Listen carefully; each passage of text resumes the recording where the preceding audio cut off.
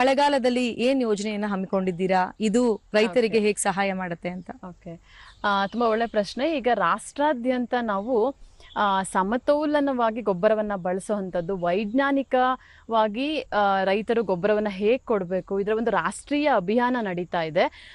ಹಾಗಾಗಿ ನಾವು ಹಳ್ಳಿವಾರು, ಹೋಬಳಿವಾರು ಮತ್ತೆ ತಾಲೂಕುವಾರು ಎಲ್ಲ ಇಲಾಖೆಗಳ ಕೂಡಿಕೊಂಡು, ಹಾಗೆ ರಾಷ್ಟ್ರೀಯ ಸಂಸ್ಥೆಗಳು ಕೂಡಿ, ಕೃಷಿ ವಿಜ್ಞಾನ ಕೇಂದ್ರಗಳು ಅದ್ರ ಜೊತೆಗೆ ಸೇರ್ಕೊಂಡು ಒಂದು ಅಭಿಯಾನವನ್ನ ಮಾಡ್ತಾ ಇದ್ದೀವಿ. ಅಂದ್ರೆ ರೈತರು ಒಂದು ಏನು ಅವೈಜ್ಞಾನಿಕವಾಗಿ ರಸಗೊಬ್ಬರಗಳನ್ನ ಬಳಕೆ ಮಾಡ್ತಾ ಇದ್ದಾರೆ, ಅತಿ ಹೆಚ್ಚು ಅವಶ್ಯಕತೆಗಿಂತ ಹೆಚ್ಚು ರಸಗೊಬ್ಬರಗಳನ್ನ ಬಳಸ್ತಾ ಇದ್ದಾರೆ, ಇದು ಕಡಿಮೆ ಆಗಬೇಕು. ಸೊ ಅವಶ್ಯಕತೆಗೆ ಮಣ್ಣು ಪರೀಕ್ಷೆ ಆಧಾರಿತವಾದಂತಹ ಒಂದು ರಸಗೊಬ್ಬರಗಳ ಬಳಕೆ ಆಗಬೇಕು. ಅವರ ಮಣ್ಣಿಗೆ ಅವಶ್ಯಕತೆ ಎಷ್ಟಿದೆ ಅಷ್ಟೇ ರಸಗೊಬ್ಬರಗಳನ್ನ ಹಾಕಬೇಕು. ಸೊ ಇದು ಸಾಯಿಲ್ ಟೆಸ್ಟಿಂಗ್ ಮೂಲಕನೇ ಗೊತ್ತಾಗುತ್ತೆ ಅಂತ ಹೇಳ್ತೀರಾ? ಆಧಾರಿತ. ಅದ್ರ ಜೊತೆಗೆ ಮಣ್ಣನ್ನ ಫಲವತ್ತಾಗಿ ಇಟ್ಕೋಬೇಕು ಅಂತಂದ್ರೆ ರಸಗೊಬ್ಬರಕ್ಕಿಂತ ಮುಂಚೆ ನಾವು ಜೈವಿಕ ಕ್ರಮಗಳು ಮತ್ತೆ ಏನು ಈಗ ಕೊಟ್ಟಿಗೆ ಗೊಬ್ಬರ ಆಗಿರಬಹುದು, ಹಾಗೆ ಹಸಿರೆಲೆ ಗೊಬ್ಬರಗಳಾಗಿರ್ಬಹುದು, ಜೈವಿಕ ಗೊಬ್ಬರಗಳನ್ನ ಇದನ್ನ ನಾವು ಭೂಮಿಗೆ ಸೇರಿಸಿದ್ದೇ ಆದಲ್ಲಿ ಎರೆಹುಳು ಗೊಬ್ಬರ ಆಗಿರ್ಬೋದು, ಹಾಗೆ ನಾವು ನೈಸರ್ಗಿಕ ಕೃಷಿಯಲ್ಲಿ ಕಾಣ್ತೀವಿ ಈಗ ಜೀವಾಮೃತ ಆಗಿರ್ಬೋದು, ಪಂಚಗವ್ಯ, ಈ ತರದ್ದೆಲ್ಲ ನಾವು ಭೂಮಿಗೆ ಸೇರಿಸ್ತಾ ಬಂದಲ್ಲಿ,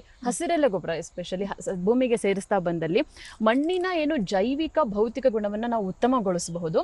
ಅದರಿಂದ ನಾವು ಏನು ಸಾರಜನಕ ಅಥವಾ ರಾಸಾಯನಿಕ ಗೊಬ್ಬರಕ್ಕೆ ಅವಲಂಬಿತರಾಗೋದನ್ನ ನಾವು ಕಡಿಮೆ ಮಾಡಬಹುದು. ಇದನ್ನ ನಾವು ರೈತರಿಗೆ ಒಂದು ರಾಷ್ಟ್ರೀಯ ಅಭಿಯಾನ ಮುಖಾಂತರ ಅಟ್ಲೀಸ್ಟ್ ಅವರು 25% ಬಳಸ್ತಿರುವಂತಹ ರಸಗೊಬ್ಬರದಲ್ಲಿ 25% ಪ್ರಮಾಣದಷ್ಟು ಕಡಿಮೆ ಮಾಡ್ಕೊಂಡ್ರೆ ನಮ್ಗೆ ಇಳುವರಿ ಕುಂಠಿತ ಆಗುತ್ತಾ? ಇಲ್ಲ. ಕಡಿಮೆಗೆ ಆಲ್ಟರ್ನೇಟಿವ್ ಏನ್ ಮಾಡ್ಬೇಕು ನಾವು? ಜೈವಿಕ ಗೊಬ್ಬರಗಳು, ಕೊಟ್ಟಿಗೆ ಗೊಬ್ಬರ, ಎರೆಹುಳು ಗೊಬ್ಬರ. ಸೊ ಈ ತರದನ್ನ ಮಾಡ್ಕೊಂಡು ನಾವು ಮಣ್ಣನ್ನ ಫಲವತ್ತಾಗಿರ್ಸ್ಕೊಂಡ್ರೆ, ಮಣ್ಣಿನ ಜೈವಿಕ ಮತ್ತೆ ಭೌತಿಕ ಗುಣಮಟ್ಟವನ್ನ ಸುಧಾರಿಸ್ಕೊಳ್ಳೋ ಹಾಗೆ ಇಟ್ಕೊಂಡ್ರೆ ಖಂಡಿತವಾಗ್ಲೂ ಕೂಡ ರೈತರು ಒಂದು ಉತ್ತಮವಾದ ಮಣ್ಣನ್ನ ನಾವು ಕಾಪಾಡ್ಕೋಬಹುದು ಹಾಗೂ ಉತ್ತಮ ಇಳುವರಿಯನ್ನ ಪಡ್ಕೋಬಹುದು.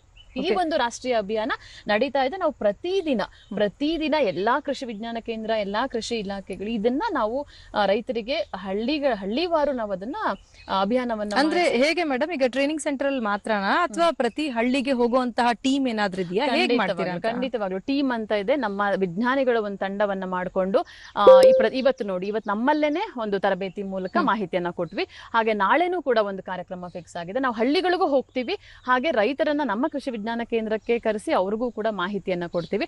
ಒಟ್ನಲ್ಲಿ ಯಾವುದೇ ರೈತರು ಕೂಡ ಈ ಮಾಹಿತಿ ಇಲ್ದಲೇ ಇರಬಾರ್ದು. ಇದೊಂದು ರಾಷ್ಟ್ರೀಯ ಅಭಿಯಾನ ಆಗಿರ್ಬೇಕು. ಎಲ್ಲರಿಗೂ ಕೂಡ ನಾವು ರಸಗೊಬ್ಬರಕ್ಕೆ ಒಂದು ಆಲ್ಟರ್ನೇಟಿವ್ ಆಗಿ ಯಾವೆಲ್ಲ ಒಂದು ಗೊಬ್ಬರವನ್ನು ಕೊಡಬೇಕು ಅನ್ನೋದ್ರ ಬಗ್ಗೆ ಮಾಹಿತಿ ಪ್ರತಿಯೊಬ್ಬ ರೈತರಿಗೂ ತಲುಪಬೇಕು ಅನ್ನೋ ಉದ್ದೇಶದಿಂದ, ಮತ್ತೆ ನಾವು ಬೆಳೆಯುವಂತಹ ಬೆಳೆ ರಾಸಾಯನಿಕ ಮುಕ್ತವಾಗಿರ್ಬೇಕು. ಅಂದ್ರೆ ನಾವು ಹೆಚ್ಚು ರಾಸಾಯನಿಕ ಬಳಸದಲ್ಲೇ ಅವಶ್ಯಕತೆಗೆ ಅನುಗುಣವಾಗಿ ಅಷ್ಟೇ ಬಳಸಬೇಕು.